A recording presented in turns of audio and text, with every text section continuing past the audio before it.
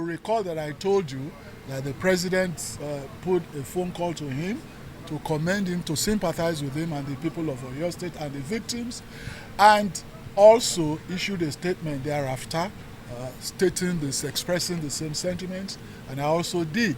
And so this is a culmination of the establishment of acknowledgement of the federal government. The bottom line is first, we need to extend the temporary accommodation given to people. We also need to ensure that the place stays secured. All the forensic pathologists, the work they are doing, we have to encourage them to continue. But there's still a lot to be done. I don't think we've faced this kind of calamity around here. So the people should be patient with us. We're doing everything within the powers of the government. Investigation is actually going to give an image of the subsurface and then provide the seismic characteristics of the ground. This can be related to the integrity of the ground, and at the end of it, it's going to give us what has actually happened, the impact of the blast on the ground, and then related to the safety of any kind of structure that is existing or the ones that will be put there in future. Whether you are a legal miner or a professional miner, we all need explosives in the course of our duty or job. But the way and manner you handle these explosives matter. You don't bring such explosive into a residential setting like we are.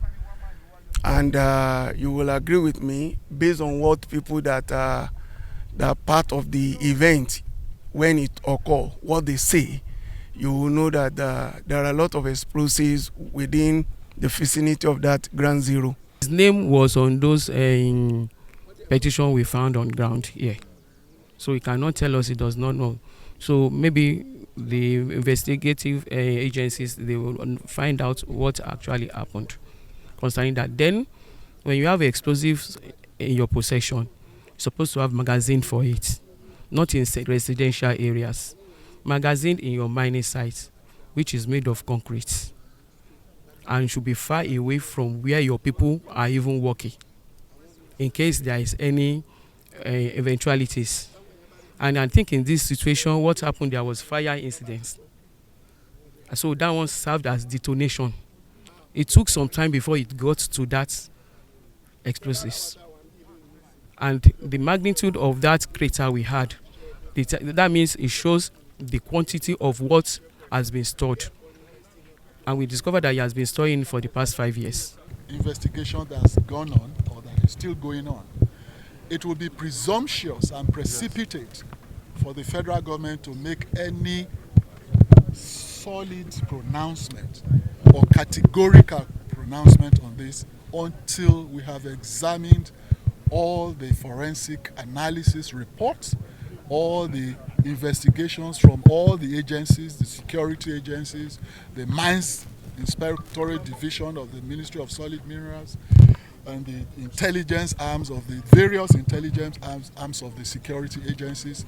They are all working around the clock to ensure that there is an authentic and verifiable forensic report to the federal government. Then the federal government will be on a solid platform to make an informed judgment and a categorical statement. Anything before then will be presumptuous, will be precipitate, and could be misleading at the end of the day. We don't operate like that. Thanks for checking out SYMFONI on YouTube. Please be sure to subscribe and like our videos for updates.